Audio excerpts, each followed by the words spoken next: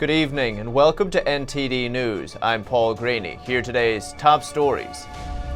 Virus cases grow in New York suburbs. The state says there are only enough ventilators for 6 days. A record number of Americans filed for unemployment. If you're one of them, we have what you need to know. A panel tells the White House that the CCP virus can spread by talking and even breathing. Widespread use of masks could soon be officially recommended. A Chinese doctor reveals how one hospital under political pressure to fake its recovery rates. And a New York distillery is now making hand sanitizer alongside its whiskey, as companies adapt their business models to respond to the crisis.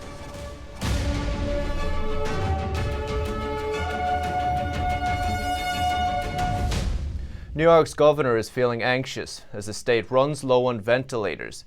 He says there are only enough for around 6 days, but it is pooling its resources from around the state and getting federal help. New York Governor Andrew Cuomo says the state has enough ventilators to last 6 more days. Cuomo outlined a strategy he's taking to stretch the state's resources.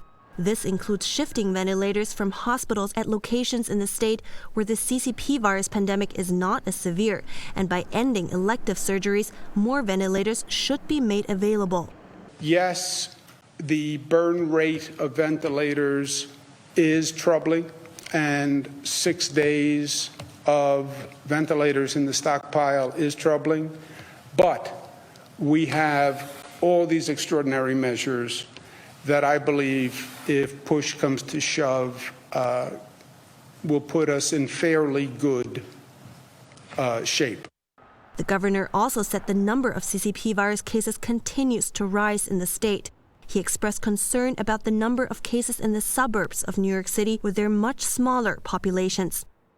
92,000 total in the state, predominantly in New York City, but you see Westchester and Nassau, which by percentage is a troubling number. Over 200 federal ambulances arrived in New York City on Thursday to help the city fight the virus. The caravan was presented by New York City Mayor Bill de Blasio at a park on the eastern edge of the city. A surprising number of younger people have been affected by the virus in the city. About 1 in 5 hospitalized for the virus are under 44 years old. Funeral homes and cemetery directors in the city are seeing a surge in demand they haven't had in decades. New York City area transit systems are getting $5.4 billion in federal grants, part of a $25 billion in funding that the Trump administration is giving to transit systems across the country that are suffering financially. And New York City doctors say they're overwhelmed. They're asking people to stay home while they get to grips with the crisis. At the center of the CCP virus outbreak in the U.S., medical personnel are fighting all out to care for infected patients. These medical staff, donned in personal protective equipment, went on camera to describe the severity of the situation in New York. We're running out of medications, we're running out of equipment, and we're even running out of oxygen, which is something that patients that have COVID-19 need. One of the doctors talks about what their patients are going through. You can think of it as your lungs being filled with fluid, like you're drowning. And once you get to that point where you're drowning, you need a ventilator to stay alive, and we're running out of that equipment for people. And they say the elderly are not the only ones affected by the virus. The one that's beeping in the background is a young patient who was presumably healthy before they came in. This is not something that's isolated to the old. Please hear this warning. Health officials are asking people to stay safe and stay home. New York now has more than 90,000 cases and over 2,000 deaths. And a research panel telling the White House the virus can even spread through talking and breathing. It could mean all Americans will soon need to wear masks. A prestigious scientific panel told the White House Wednesday night research shows the CCP virus can also be spread by talking and possibly even breathing. Dr. Harvey Feinberg with the National Academy of Sciences says the virus can be carried in the air. Feinberg said he was going to start wearing a mask when he goes to the grocery store. He said even wearing a bandana would help. Dr. Anthony Fauci of the White House's coronavirus task force said the group might recommend broad use of masks in the U.S. to prevent the spread of the virus.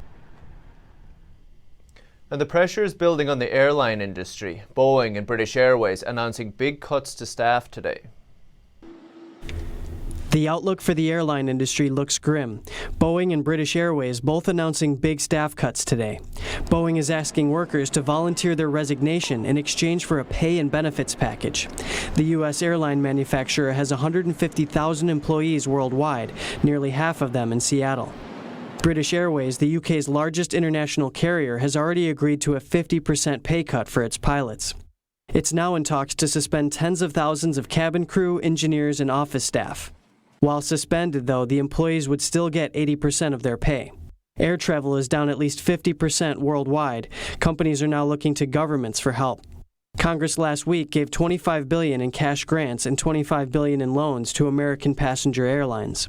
$17 billion goes to companies critical for national security. Boeing is reported to see a large portion of that payout. Airlines around the world face the same situation. And it's not just airlines. A record 6.6 million Americans filed for unemployment last week. This shattering the 3.3 million record set the week before. If you're one of them, here's what you need to know. The U.S. Department of Labor is urging people to contact their state's unemployment insurance program as soon as possible after a job loss. The department says you should file your claim in the same state where you worked. You'll be asked for information like the dates you were employed. The agency says it generally takes 2 to 3 weeks after you file your claim to receive your first benefit check. The recently passed $2 trillion economic stimulus package has also allowed more Americans to qualify for benefits. The National Employment Law Project, a nonprofit organization, says the CARES Act temporarily supplements the amount and duration of unemployment insurance benefits. It also provides emergency assistance to workers who are typically left out and allows for short-time compensation or work sharing, which helps employers avoid layoffs by putting workers on part-time schedules with partial unemployment benefits to help make up for some of the lost income. And the Democratic National Convention is the latest major event to be postponed. It was initially planned for mid-July, but will now take place during the week of August 17th. It puts the convention the week immediately before the Republican National Convention. The pandemic has meant major changes to the election process. All rallies and in-person campaigning has been postponed, and over a dozen states have delayed their nominating process. Former Vice President Joe Biden currently leads Senator Bernie Sanders in the race for the Democratic nomination. Now an update from around the world as the EU takes measures to protect its economy. The European Commission proposed a package of measures to soften the impact of the CCP virus on the EU's economy. It's part of a larger aid package worth $3 trillion. This is the largest answer to a European crisis ever given. The measures would apply retroactively from February 1st if it's approved by the European Parliament and EU member states. Appearing for the first time since recovering from the virus himself, UK's health minister announced that his goal is to test 100,000 people for the virus every day by the end of this month. He said he's determined to get there. He also announced a debt forgiveness for UK's National Health Service. The government will write off over $16 billion worth of debt to put the NHS in a stronger position to respond to the pandemic. And staying in Europe, a 560-pound World War II bomb has been found on the grounds of a hospital in Germany. Many patients were evacuated while the hospital dealt with the additional workload from the CCP virus patients. The bomb found during construction work in the area was to be defused on Thursday. Thailand has joined the list of nations imposing curfews on their citizens. From 10 p.m. to 4 a.m., people need to stay inside. It's the latest measure to try and stop the virus spread. Exceptions include health workers and people moving medical supplies.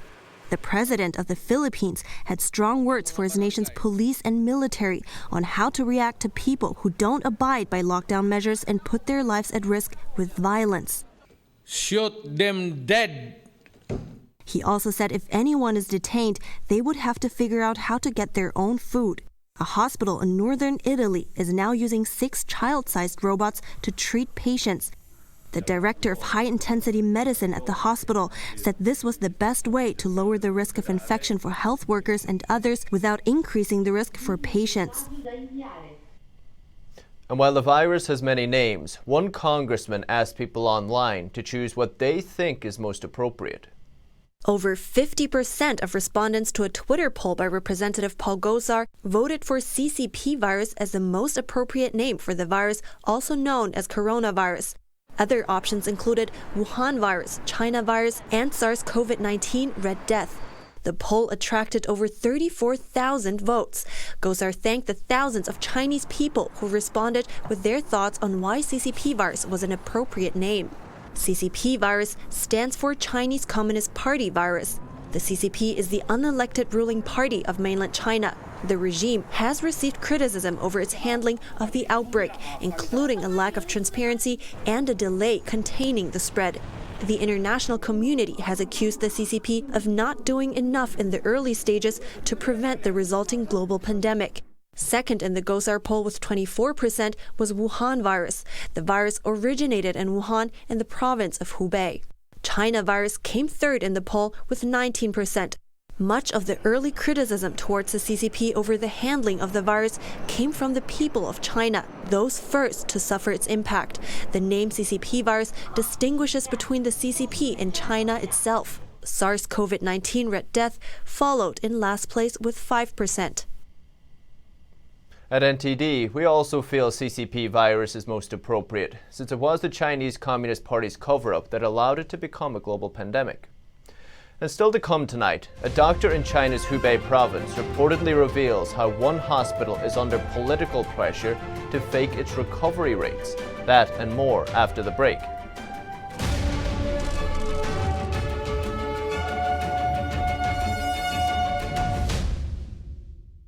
It's a lie.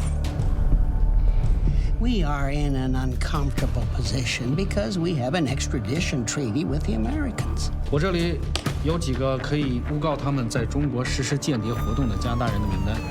I think the entire U.S. government is fed up with China going afoul of international laws. They just arbitrarily sentenced a Canadian to death. There's no telling where this retaliation will end. You need to be straight with me, because if I'm going to survive in here, I need the truth. It's a mess, Michael. I'm not sure. This is a crazy accusation by countries who are jealous of our success. Your Honor, Ms. Feng is an extremely wealthy woman. The Crown is asking that her bail be denied. The legal system operates without interference. Full stop.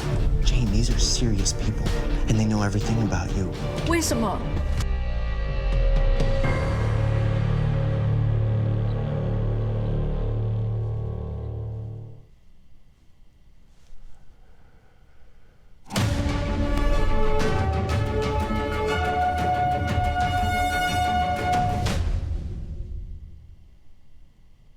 As many countries consider implementing severe measures to stem the spread of the virus, China is preparing to lift its own lockdown. But what's the situation like really in China? Our reporter Tiffany Meyer brings us more. Beijing officially ordered people back to work in February. The lockdown of residential blocks is partially lifted. More people can be seen in parks and on the streets. But there is still a long way to go before life returns to normal. Beijing authorities are asking large companies to only allow less than 50% of employees to come back to the office. Photos obtained by our sister media, the Epoch Times, shows the true situation inside Beijing. On March 31st, a guard is seen checking temperatures at a big commercial complex in the city center. Very few people are seen inside. Many shops are still closed. A delivery man in Beijing delivers through a shut entrance. A big bus station in Beijing is almost empty inside and out. And here are 4 of the busiest metro and railway stations in Beijing earlier this week. The CCP virus has hit the Chinese economy hard. Shop owners are protesting and demanding rent reduction.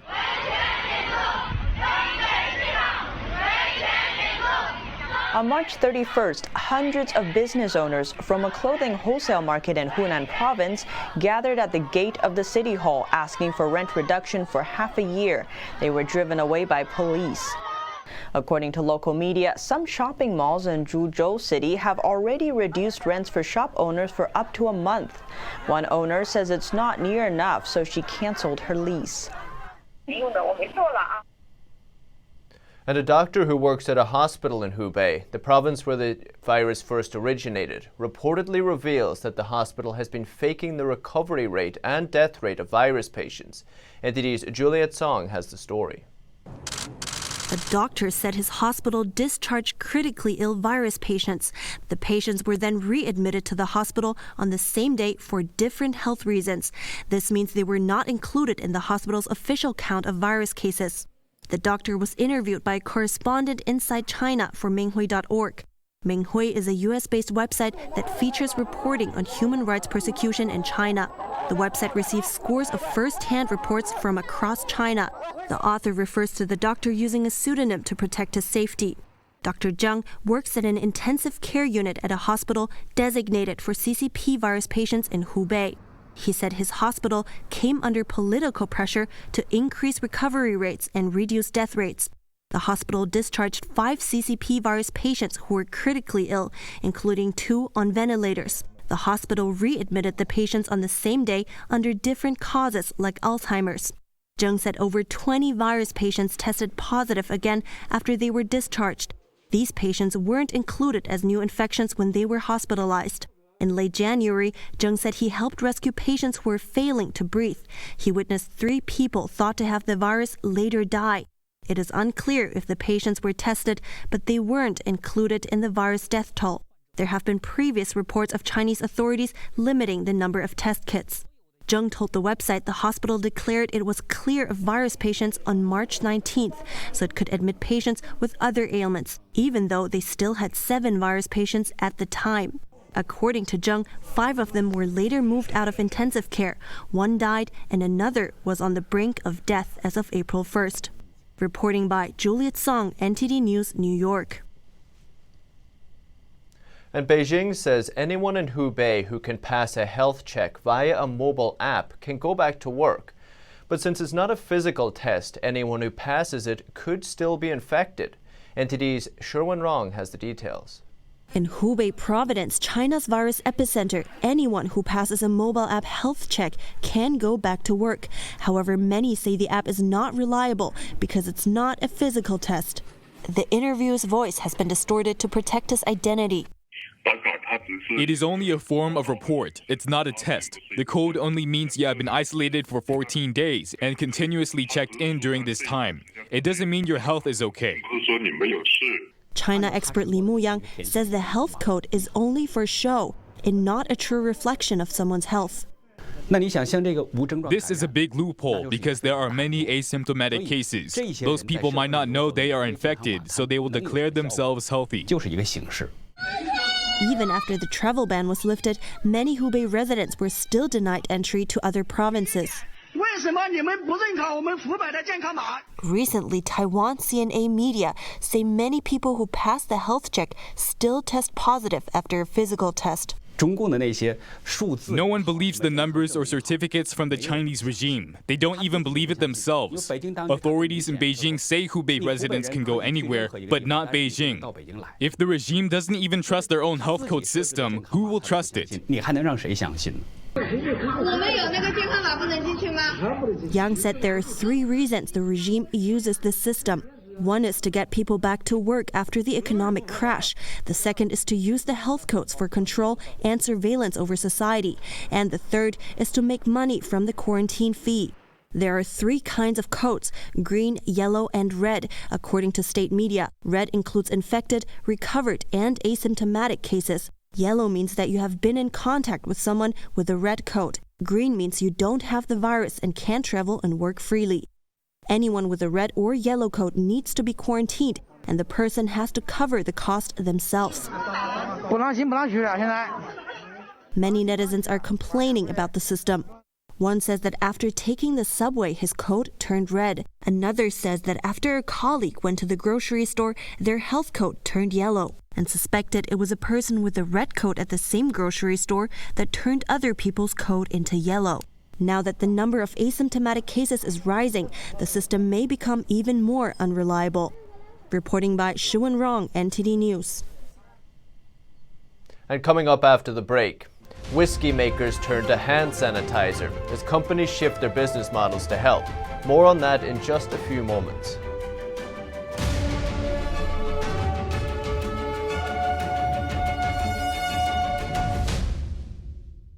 90% of news outlets in the United States are controlled by 6 corporations. They're not out to tell you the truth of what's happening. They're out to tell you the picture of the world that they represent. The mission of the Epoch Times is to chase the truth, to ground all statements in facts, and prevent people from being misled. This is a battle between truth and deceit. Subscribe today and join the Americans who are seeking truth and tradition. We'd love to have you on board. Are you tired of newspapers spinning the truth and pushing false narratives? And are you looking for honest coverage of Spygate, the true story of collusion? Or the truth behind the crisis at our southern border? Or how the Chinese Communist Party is working to subvert America and our way of life? Then you need to check out the Epoch Times newspaper. It's independent, nonpartisan, and it doesn't push any political agendas. Just go to readepoch.com and try it yourself for a full month for just $1. You'll absolutely love it.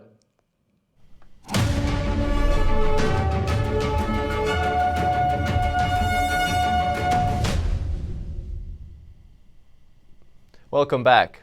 American companies are shifting their business models to help with and survive the pandemic, like distilleries in New York now making hand sanitizer alongside their whiskey. NTD's Miguel Moreno has more from Brooklyn. Kings County Distillery has added an item to its list. To help people disinfect during the pandemic, they're selling hand sanitizer. And this minimum $1 bottle sure does smell like whiskey. They start at $1, and people have donated up to $20 a bottle, just depending. So we wanted to make it accessible for people and, available at all prices, really. Like other businesses across the country, Gabby said many of their workers were laid off due to the pandemic, and the owner, Colin Spolman, said about a third of their business has been outlawed. So making hand sanitizer was a way to keep the company moving, all while responding to the crisis. Keeping the factory going and keeping people employed, that's a piece of it. Keeping the business from going under, that's a piece of it. But I think, more than anything else, it's responding to the crisis and trying to do something positive, inspiring. And they're flying off the shelves faster than the whiskey. Yep, so this order in particular has 3 hand sanitizers, which is our current limit per customer per order. Gabby said they're costly to make, however their supportive customers usually donate far more than $1 per bottle. And amid the turmoil, Spolman said most businesses can find a way to help. But there are a number of ways in which most businesses can be helpful if they put their mind to it. And I just think when we all look back on this moment, it'll be great to say we did what we could. Several other distilleries in the U.S. are doing the same in these unprecedented times. Miguel Moreno, NTD News, New York. It's really a top product. And if you're looking for an escape, NASA's Webb Space Telescope is one step closer to making it happen. It's set to launch in 2021, which means NASA has been hard at work going down a long list of checks to make sure it's ready. And they just checked off one of the most important boxes, getting the primary mirror to work. How much detail a telescope can see is directly related to this giant folding mirror. And when it's finally up there, Webb, as it's called for short, will be used to learn more about the universe. Coming up next, a drive-by birthday celebration for a 104-year-old veteran. Her neighbors organized the festivities that, of course, featured social distancing.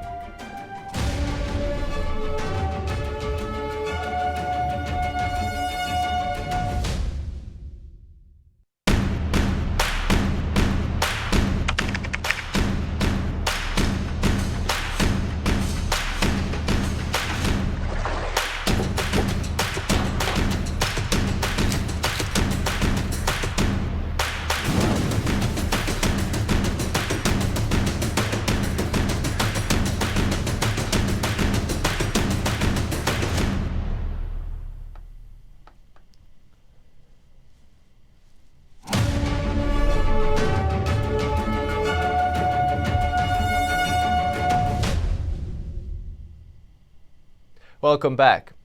Reaching 104 years of age is no mean feat, and one woman's neighbors and friends found a way to make it happen, despite social distancing. Happy birthday, Ruth! When Ruth Gallivan couldn't go anywhere for her 104th birthday, dozens of neighbors and friends brought the party to her front door in San Diego, California. Happy birthday!